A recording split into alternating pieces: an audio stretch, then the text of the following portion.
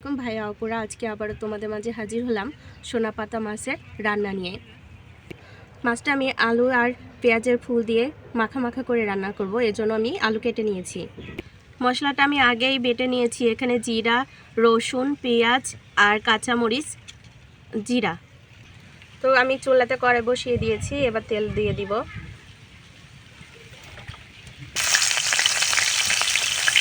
পেঁয়াজটা আমার আধা ভাজা হয়ে গেছে, এবার বেটে রাখা মশলাগুলো দিয়ে দিব।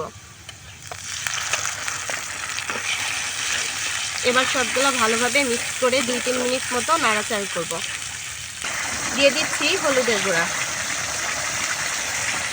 দিয়ে দিচ্ছি মরিচের গুঁড়া, দিয়ে দিব স্বাদ মতো লবণ। এবার অল্প পরিমাণে পানি দিয়ে মশলাটা ভালোভাবে কষিয়ে নিব।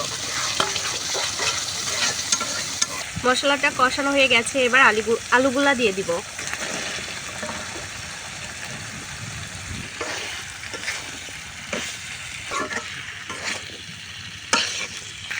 অল্প একটু পরিমাণে পানি দিয়ে আলুগুলা আমি একটু ভালোভাবে কষিয়ে নিব। এবার মাছগুলা দিয়ে দিব।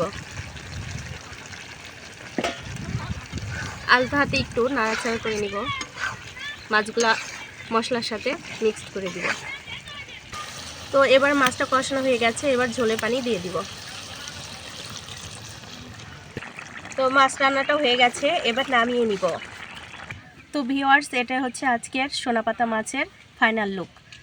তো আজকের ভিডিওটা এই পর্যন্তই। সবাই ভালো থাকবে, সুস্থ থাকবে। দেখা হবে আগামী ভিডিওতে। আল্লাহ হাফেজ।